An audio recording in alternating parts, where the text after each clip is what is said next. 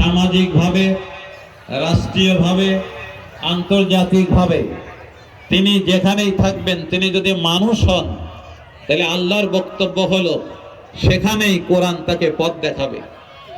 সেই জায়গাটা বিভিন্ন জায়গা হতে পারে, কৃষকের কৃষিকাজে, ব্যবসায়ীকে ব্যবসার কাজে, শিক্ষককে শিক্ষকের কাজে, রাজনীতিবিদকে রাজনীতিবিদের ক্ষেত্রে, অর্থনীতিবিদকে অর্থনীতিবিদ ক্ষেত্রে, মন্ত্রী পরিষদকে মন্ত্রী পরিষদ চালনার ক্ষেত্রে, রাষ্ট্র পরিচালনার ক্ষেত্রে, যেখানে যা যতটুকু দরকার কোরআনে সেখানে ততটুকুই প্রদান করবে কোরআন।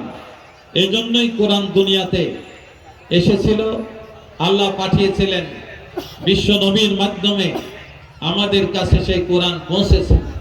দুর্ভাগ্যজনক হলেও সত্য যে আজকে মুসলমানেরা কোরআন নাজিলের মাস, এই মাসেও আমরা কেন কোরআন আল্লাহ নাজিল করলেন তা জানার চেষ্টা করি নাই। দুই একজন ফজরের নামাজ পড়ে তেলাওয়াত করেছি, আমরা খতম করার চেষ্টা করেছি, কিন্তু কোরআনে কারিমের মধ্যে আল্লাহ কি বলেছেন এইটা আমরা কেউ জানার চেষ্টা করি নাই। প্রিয় ভাই সব, যতদিন না আমরা এটা জানার চেষ্টা করব, ততদিন পর্যন্ত এই জাতির কোনো উন্নয়ন, এই জাতির ভাগ্যের পরিবর্তনের কোনো সম্ভাবনা নাই। প্রিয় ভাই সব, এজন্যে আমরা আমাদের ব্যক্তি জীবনে, আমাদের পারিবারিক জীবনে, সামাজিক এবং রাষ্ট্রীয় জীবনে আল্লাহর কোরআনকে আমরা আমাদের